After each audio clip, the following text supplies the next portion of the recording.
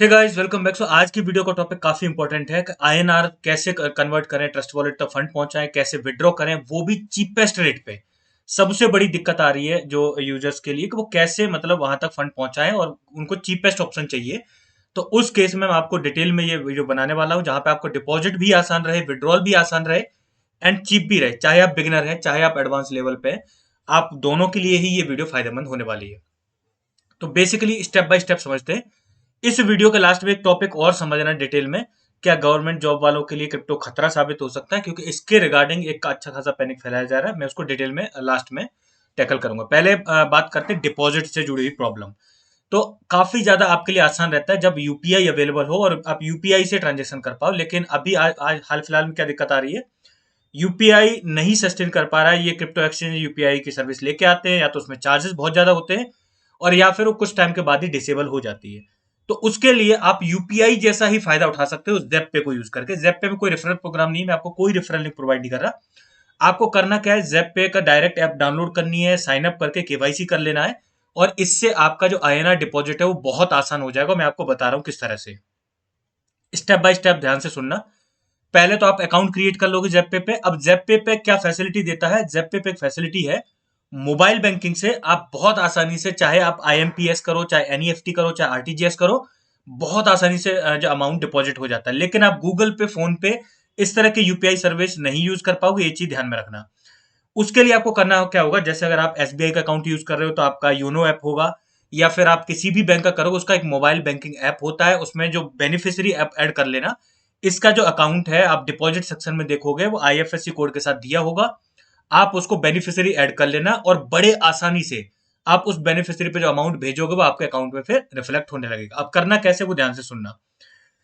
जब आप अमाउंट इसमें डिपॉजिट करोगे तो बेसिकली आप मोबाइल बैंकिंग से जो यूपीआई जैसा ही है, मतलब like with in few minute ये यहाँ पे आने लगेगा अमाउंट, और अमाउंट डिपॉजिट के जो चार्जेस लगेंगे वो होंगे 12 रुपए। 12 रुपए चार्ज करेंगे। मैं आपको यहाँ दिखा दे रहा हूँ। फेयाट डिपॉजिट के 12 रुपए लेता है, यूपीआई ट्रांसफर के भी 12 रुपए लेता है, तो यूपीआई अभी डिसेबल हो गया, लेकिन फेयाट इजीली आप 12 रुपए में डिपॉजिट कर सकते हो।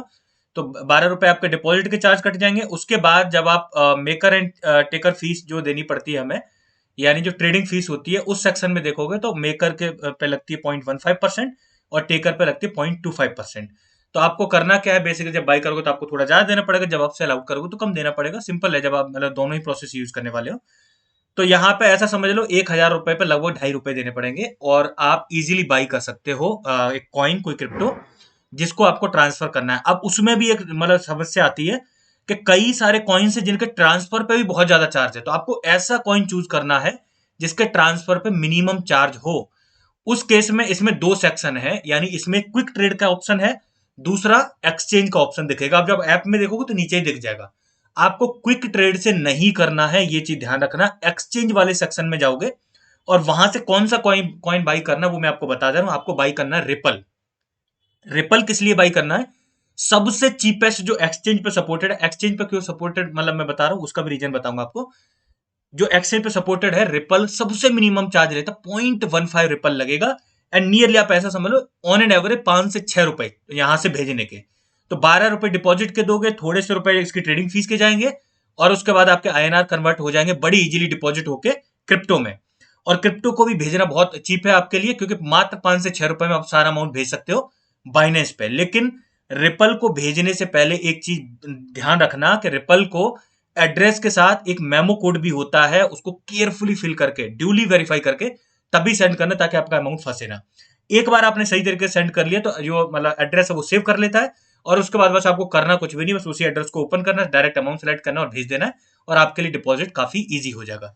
ये चीज ध्यान में रखनी। अब मैंने ये बताया कि एक्सचेंज सेक्शन में ही क्यों जाना, उसको मैं आपको बता रहा हूं।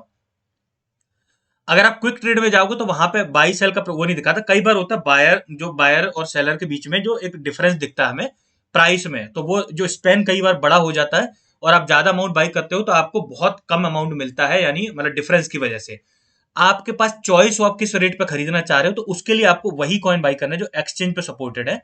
और एक्सचेंज सेक्शन में देखोगे तो वहां पे आपको रिपल दिख जाएगा। अब उसमें जैसे कि ये आप ऑर्डर बुक देखोगे, उसमें जैसे 40.74 पर भी ये ट्रेड हो रहा है, मतलब यहाँ पे बायर सेलर है और 40.21 पे बायर है। आप चाहो तो जल्दी बाई करना 40.22 पे डाल दो और थोड़ी देर में ऑर्डर एग्जीक्यूट हो जाएगा। ऑर्डर एग्जीक्यूट हो जाएगा, आप उसके बाद ट्रांसफर कर लेना। आप मतलब डिफाइन कर सकते हो आपको किस प्राइस पे चाहिए, क्विक ट्रेड में आप डिफाइन नहीं कर सकते। इसलिए मैं यहां तक प्रोसेस रिपीट कर दे रहा हूं ताकि जो बिगिनर्स है उनके लिए और आसान हो जाएगा। आईएनआर डिपॉजिट करना है अपनी मोबाइल बैंकिंग से, गूगल पे फोन पे से नहीं करना है। और मोबाइल बैंक से जब डिपॉजिट करोगे तो 12 रुपए चार्ज लगेंगे। उसके बाद आपको रिपल बाई करना है। रिपल क्योंकि सबसे चीपेस्ट ऑप्शन रिपल है, 5 से 6 रुपए लगेंगे इसके बाद आपको ट्रांसफर करने के। और यहां से रिपल आपको केयरफुली ट्रांसफर करने बाइनेंस के रिपल अकाउंट, वहां पे जो अपना वॉलेट होगा उसमें। और उसमें भी नेटवर्क सही सेलेक्ट करना, रिपल के नेटवर्क पे ही करना है, यानी ये वाली ट्रांजेक्शन रिपल के नेटवर्क पे होगी और इसमें मेमो कोड भी चाहिए, केयरफुली फिल करना। दूसरा स्टेप, जब आपका फंड आ जाए बाइनेंस में, उसके बाद आपको करना क्या है, अपने जितने भी रिपल हैं वो BUSD वाले पेयर में सेल कर देने हैं और आपको BUSD कन्वर्ट कर लेना है। और BUSD को जब आप यहाँ पे विड्रॉ सेक्शन में जाओगे, जब यहाँ पे नेटवर्क सेलेक्ट करोगे, यहाँ पे देखोगे BSC दिख रहा है आपको, Binance BNB smart chain BP20, zero charge लेता है, यानी एक सिंगल पैसा चार्ज नहीं लगता और बिल्कुल फ्री में पूरा अमाउंट आप भेज सकते हो ट्रस्ट वॉलेट पे। और आपका मैक्सिमम अमाउंट पहुंच जाएगा, यानी मतलब जो चार्जेस है वो सबसे मिनिमम रहेंगे इस प्रोसेस में आपके ट्रस्ट वॉलेट में। लेकिन ट्रस्ट वॉलेट पे जब आप स्वैप करोगे तो आपको जो फीस है वो BNB के फॉर्म में देनी पड़ेगी। तो पहली बार जब ट्रस्ट वॉलेट आप यूज करो तो $8-10 के बराबर अपना BNB वहीं होल्ड रखना, ताकि ट्रांजेक्शन फीस कवर होती रहे, जब कम पड़े फिर बाद में लोड कर देना। लेकिन बाद में जब आप मेजरली अब जब बाई सेल करना हो तो आप BUSD यूज किया करो, ताकि आपके लिए और भी चीप ऑप्शन हो जाए। इसके बाद जब वहां पे BUSD पहुंच जाएंगे तो जब हम स्वैप करते हैं, जहां BNB से किसी कॉइन में स्वैप करें वहां BUSD से उस कॉइन में स्वैप कर लेना, बड़े आसानी से स्वैप हो जाएगा।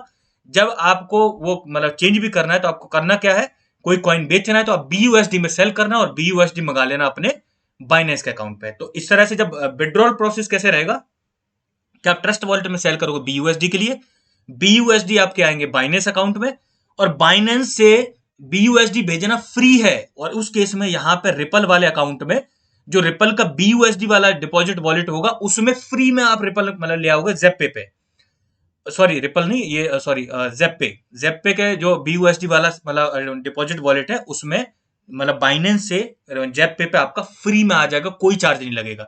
बस वहां पे आपको सेलिंग चार्ज देना, वो भी मिनिमम है 0.15%, क्योंकि उस टाइम पे आप मेकर होगे जब सेल कर रहे होगे, तो वहां पे सेल करना है और INR में बड़े आसानी से विड्रॉ कर लेना है।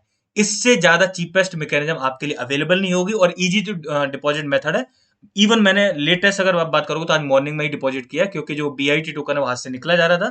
Then I put some money from the credit card, rent के नाम पे निकाल के जो हम करते हैं, I have done the same. अब ये चीज आपको क्लियर हो गई होगी। मैं फिर भी बिगिनर्स के पर्सपेक्टिव को ध्यान में रखते हुए जस्ट क्विकली समराइज कर ले रहा हूँ, एंड टू डू थिंग्स और नॉट टू डू थिंग्स बता दे रहा हूँ, ठीक है।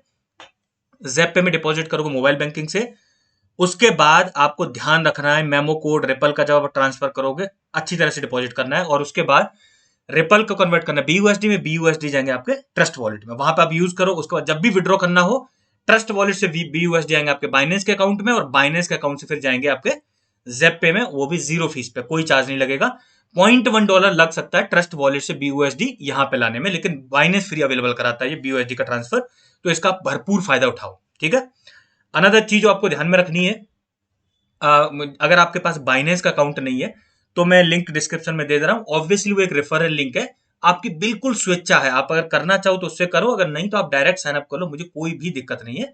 और जेपे का कोई रेफरल लिंक अवेलेबल होता नहीं है, तो उस केस में जेपे पे आप डायरेक्ट साइन अप कर लेना और इजीली उसकी सर्विस यूज करना स्टार्ट कर सकते हो। अब मोस्ट इंपोर्टेंट जो टॉपिक आता है, काफी ज्यादा पैनिक फैलाया जा रहा है कि जो मतलब गवर्नमेंट जॉब वाले हैं उनका क्या है कि क्रिप्टो उनके लिए खतरा साबित हो सकता है। अब ये नया ट्रेंड चला है इंडिया में कि पैनिक फैलाओ व्यूज उठाओ। ऐसा कोई भी अभी तक कोई सर्कुलर, कोई नोटिस, कोई ऐसा कुछ भी नहीं निकला है। एंड ये पैनिक किसने फैलाया, you know very well, tech Ranjan ने। और उसने क्या बोला है कि देखो आपके जो मतलब सैलरी वैली का जो टैक्स है तो वो तो जाता ही है, अगर ये ज्यादा अमाउंट आएगा, ये टैक्स जाएगा तो आप प्रॉब्लम में फंस सकते हो, और ये रीजन देके और बस उसने पैनिक फैला दी है।